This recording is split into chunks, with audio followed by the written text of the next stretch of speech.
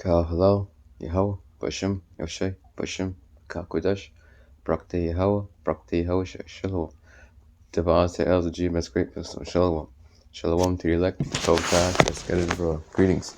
We call ourselves the hopeful elect because we do not know the elect are these times. Alright, Yahweh Shalom Shai William. This will be a quick one. This is Chat GBT. And you can see the stuff. Feel free to pause. And YouTube has a slow down button, so you can see what I put in. Let's go on down. So, how big would an average strawberry be on a restored Earth with all that compared to today? So the question is about how big would an average strawberry of today be compared to the Earth in the kingdom? When ChatGPT, I put in the stored Earth and all that, without the curse from Adam and Eve. Because the ground now is cursed, but the kingdom of heaven, that curse is going to be lifted, and the earth will yield forth her increase. The earth is going to be restored, written in the book of Revelation 21, a new heaven, new earth. The word there for new, it goes into the Greek, renewed. Not a whole new earth, like newly created, but renewed, refreshed. So it goes into the average strawberry today. So on the restored earth, no curse on the ground. This was in Genesis 3, curse lifted. No more plant diseases or pests. Abundant rainfall and ideal conditions. More oxygen and CO2 balance. Enhancing plant restoration and growth. Soil is perfect. Rich in nutrients and minerals. Potentially longer lifespans for plants or faster growth cycles. Because the plants, will be different in the kingdom.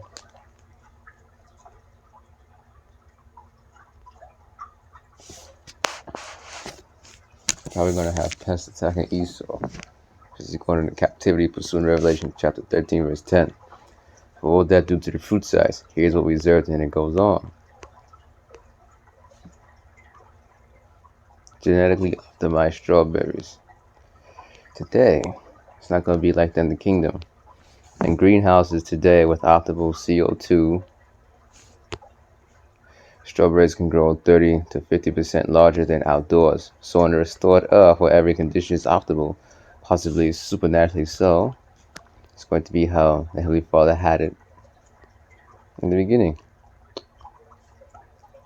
You could reasonably expect, this is speculative estimates, length 4 to 6 inches. Alright, it goes here, 5 to 10 times the size of today's strawberries. This is just using strawberries as an example. And this is speculative. Because look at how big these strawberries are on this side. Giant strawberry. Look at that. Yep, Kingdom of Heaven is going to be something else. Look at that.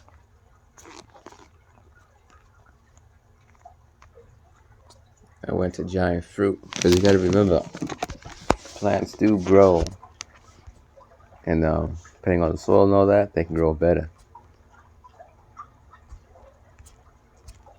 taste better, and richer in nutrients. Look at this.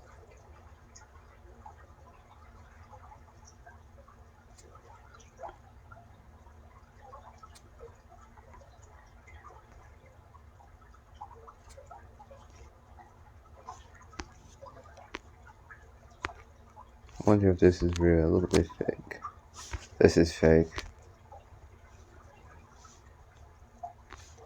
Real. Look at this. Giant grapes.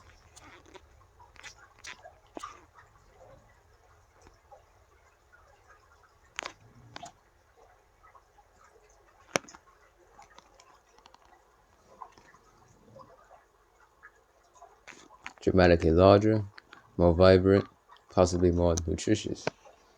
It is going to be bigger in the kingdom. It's going to be more vibrant. And that brings what? More nutritious in the kingdom. Because the kingdom of heaven is going to be better. Bonus, is there any biblical basis for giant fruit? This is ChatGPT, this is the AI going into it. Yes. In Numbers chapter 13, verse 23, the spies returning from the promised land carried a cluster of grapes so large it took 2 men to carry on a pole. That suggests fruit can be vastly larger under God's blessing, under Yahweh Shemyoshai's blessing. This is supposed to be the quote from it. When they reached the valley of Eshcol, they cut off a branch bearing a single cluster of grapes. 2 of them carried it on a pole between them. Oh, Numbers 13:23.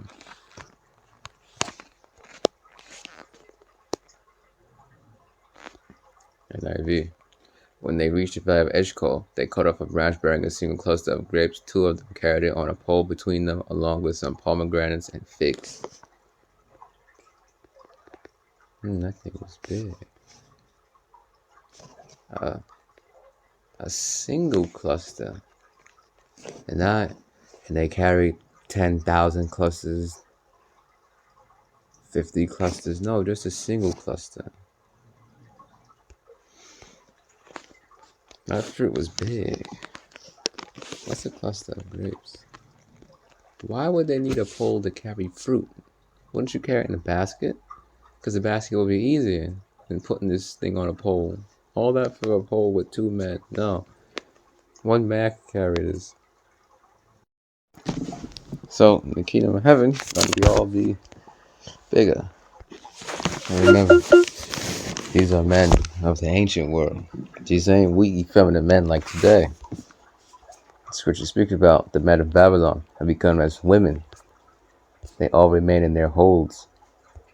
These are ancient world men. The food was different back then. They were stronger than these modern men today. Than your average modern man. These were Israelite men. So giant hyperbolic fruit is not only plausible in the restored earth, it's even shown in scripture as a sign of it. It says God's blessing, Yahweh's blessing, Obashimosha's blessing, and abundance. Yeah, one of the best things you could compare to get more plausible, closer, to today's strong men, who they call strong men, lifting 400 pounds, so on and so forth.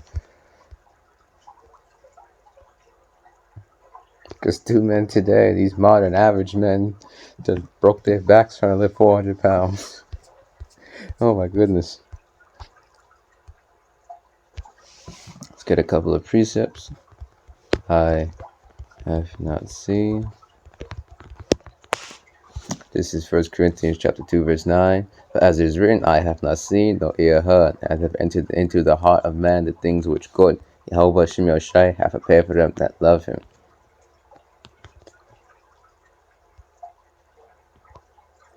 Berean Study Bible, rather as it is written, no eye has seen, no ear has heard, no heart has imagined what Yahweh Shemyoshai has prepared for those who love him.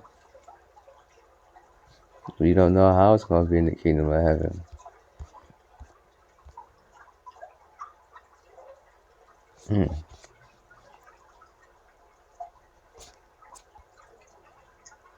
Where is it? No heart has conceived. Yeah. Alright. Christian Standard Bible. But as is written, what no eye has. Oh, I'm skipping down. I'm just going to this piece. And no heart has conceived. No human mind has conceived what Yahweh Shemyoshai has prepared for the elect that love him. This is 1 Corinthians chapter 13. So verse 9.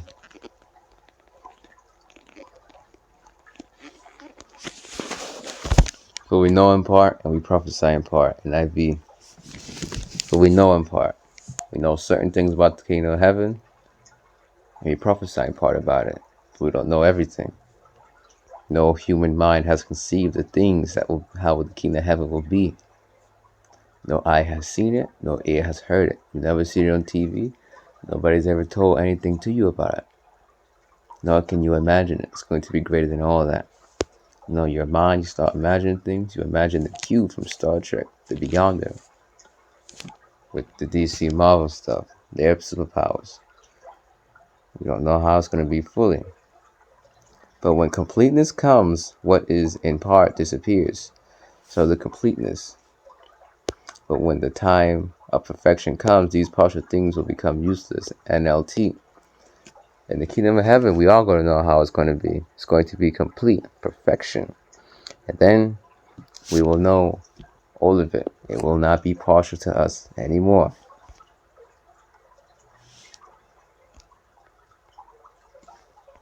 This is Revelation chapter 3. Go to the Bible Hub, different translations.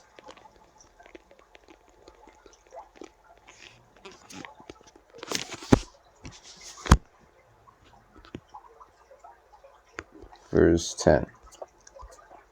KJV, because thou hast kept the word of my patience, I also will keep thee from the hour of temptation, which shall come upon all the world to try them that dwell upon the earth. Hour of temptation was the MOTBs and enforced globally. MOTB is acronym for Mark of the Beast. Mark of the Beast, right hand and left hand is the RFID CHIP. The mark of the beast in the forehead is the brain CHIP. Go to Revelation chapter 14. It's going to speak about hand, those that receive the mark in their hand. You go there for hand, it refers to hand. It could be either right hand or left hand. So if you're taking your left hand, you're still doomed. If you're taking your right hand, you're still doomed. Do not take the MOTB anywhere in your body. Do not take the MOTB in your foot. Nowhere. Verse 11. KJV. Behold, I come quickly. Hold that fast which thou hast, that no man take thy crown. NIV. I am coming soon. Hold on to what you have so that no one will take your crown. What are we supposed to be holding on to? Paper money? Just fiat money? Are you supposed to be holding on to what? Your water bottle? No, it's just 100% truth. What you have in this 100% truth. What you possess in this 100% truth. What Yahweh Shem Yahushai hath given you. The knowledge that he hath given you. Different brothers. Some brothers know different things that other brothers don't know about. But what Yahweh Shem Yahushai has bestowed upon you and your lot, that is what you are to hold on to. Isaiah chapter 33 verse 6. And wisdom and knowledge shall be the stability of thy times, and strength of salvation. The fear of Yahweh is his treasure. Yahweh is going to give his elect enough to keep them stable all the way until he sends his only begotten son, Yahweh Shai, back to deliver his elect. Wisdom, knowledge, and this truth is going to keep us stable when all hell breaks loose. When the lights go out, Jacob trouble starting, power outages, all that. Apparitions spoken about, book of Psalms, evil angels. Wisdom of Solomon goes into horrible apparitions. Apocrypha goes into, I will smite Egypt with plagues as before in 2nd Israel. When all that take place and all that, it's 100% truth. This wisdom, knowledge, and in this truth is going to keep us stable throughout all that. So it won't be like chickens without a head running up and down saying, what's all this? What's all this? Because there's going to be a famine for the word. Let's get in Amos. Amos chapter 8 verse 11. Behold, the days come, saith the Lord Yahweh, that I will send a famine in the land, not a famine of bread, nor thirst for water, but of hearing the words of Yahweh B'Shem Yahushai. Yahweh B'Shem Yahushai is going to send a famine in the land, a famine of hearing the words of Yahweh B'Shem Yahushai. Will a famine for bread and for water happen? It will happen. But you see, verse 11, it's speaking of hearing the words of Yahweh B'Shem Yahushai. So, verse 11, it clarifies that a famine for the words of Yahweh B'Shem Yahushai are coming.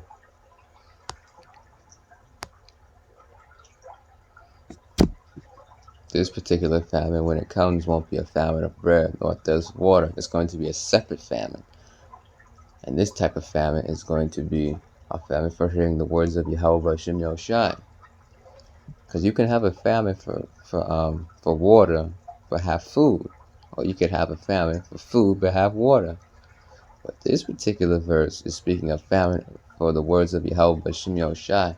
Spiritual food, spiritual water, living waters. 100% truth, Yahweh Shai spoke about. You drink of this water, you shall never thirst again. Spiritual waters.